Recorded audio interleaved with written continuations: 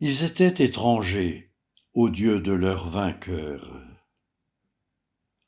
Affrontés à Cyrus et à son Dieu lumière, couronnés des reflets apportés à sa gloire par les dieux des vaincus, ils se sentaient ailleurs. Cyrus, messie des dieux,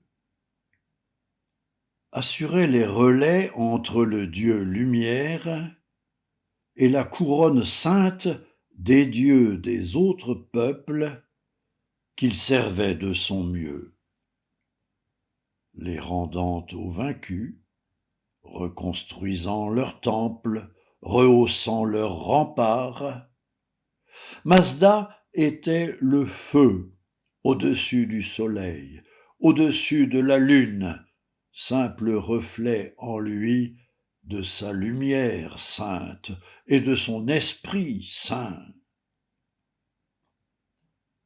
Tout cela était beau et porteur d'espérance, mais ne leur parlait pas de leur Dieu d'alliance. Le seul Dieu qui pour eux était digne de l'être était ce Dieu d'amour, qui avait fait alliance avec eux au désert dès le commencement. Le Messie de Mazda serait pour Israël le Messie de Yahvé. Le Dieu Mazda avait pour servir sa cause une puissante armée qui dispensa Cyrus d'assiéger Babylone. Derrière le soleil, la lune et les étoiles, qui étaient adorées par les peuples vaincus, Cyrus ne voulait voir que simple luminaire, de la source lumière, le Dieu qu'il vénérait.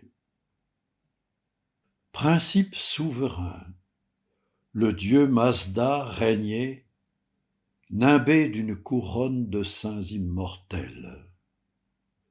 Il était la lumière, sagesse et esprit saint, surplombant tous les dieux qu'adoraient les vaincus.